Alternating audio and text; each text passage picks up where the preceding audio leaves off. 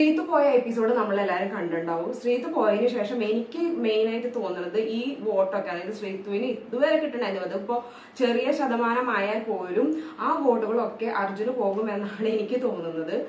അതുകൊണ്ട് തന്നെ അർജുൻ ഇപ്പൊ കുറച്ചധികം ലീഡ് ചെയ്യുന്നുണ്ട്. ഇപ്പം ഫസ്റ്റ് എന്നുള്ള പൊസിഷനിലേക്ക് ജിൻഡോ, അർജുൻ, അതുപോലെ തന്നെ ജാസ്മിൻ എന്നിവരുടെ പേരുകളാണ് ഇങ്ങനെ കേൾക്കപ്പെടുന്നത്. അപ്പൊ ഈ ശ്രീത്ത് പോയത് കുറച്ച് ബെനിഫിറ്റ് ആയിരിക്കും അർജുന്.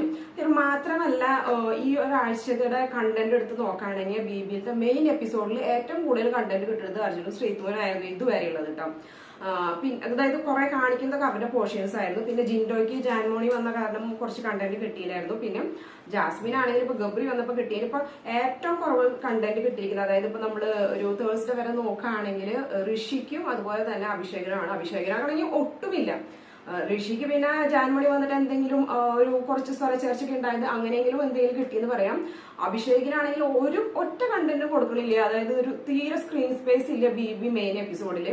അതെനിക്ക് കുറച്ച് പാർഷ്യലായിട്ട് തോന്നി. അഭിഷേകിന് കുറച്ച് ക്ലോസ് ആയിട്ടുള്ള ആൾക്കാരായിരുന്നത് സിജോ, അതുപോലെ നന്ദന, സായി, ഇവരൊന്നും ഉള്ളിലേക്ക് വന്നിട്ടില്ല. അതുകൊണ്ട് തന്നെ അഭിഷേകിന്റെ ഒരു കാര്യങ്ങളും കാണിക്കുന്നില്ല. ഇപ്പൊ ഏതെങ്കിലും ഒരു ഗസ്റ്റ് വന്നിട്ടുണ്ടെങ്കിൽ തന്നെ അവരായിട്ടുള്ള ഇന്ററാക്ഷനും ഭയങ്കര കുറവാണ്.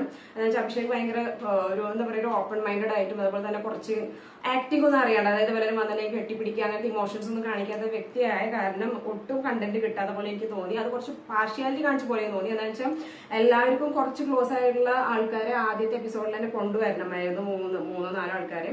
പിന്നെ അല്ലെങ്കിൽ സെക്കൻഡ് ഇതിപ്പോ കുറെ കണ്ടന്റ് കിട്ടുന്ന രീതിയിലേക്ക് ജാസ്മിനും അതുപോലെ തന്നെ ശ്രീത്തു, അർജുൻ എന്നിവർക്കാണ് തോന്നിയത്. അപ്പോൾ ശ്രീത്തു കൂടി പോയതോടുകൂടി അർജുന് അത് കുറച്ച് പ്ലസ് ആയിട്ട് അഡ്വാൻറ്റേജ് ആയിട്ട് ഇത് കൂടുതൽ ബാധിക്കുന്നത് നമ്മുടെ ജിൻഡോനെയും അതുപോലെ തന്നെ ജാസ്മിനെ തന്നെയായിരിക്കും. അർജുൻ കുറെ അധികം ലീഡ് ചെയ്യാൻ ചാൻസ് ഉണ്ട്. എന്നുവെച്ചാൽ ശ്രീത്തുവിന്റെ വോട്ട് വളരെ കുറച്ചാണെങ്കിലും അർജുന് കിട്ടുകയാണെങ്കിൽ അത് ഭയങ്കര ബെനിഫിറ്റ് ആയിരിക്കും. നിങ്ങൾക്ക് ഇതുപോലെ തോന്നിയിട്ടുണ്ടെങ്കിൽ നിങ്ങളുടെ അഭിപ്രായം രേഖപ്പെടുത്തുക. എനിക്ക് തോന്നിയ കാര്യമാണ് ഞാനിവിടെ പറഞ്ഞത്. അപ്പോൾ നിങ്ങളുടെ അഭിപ്രായങ്ങളും ഇവിടെ രേഖപ്പെടുത്തുക കമന്റ് ആയിട്ട്.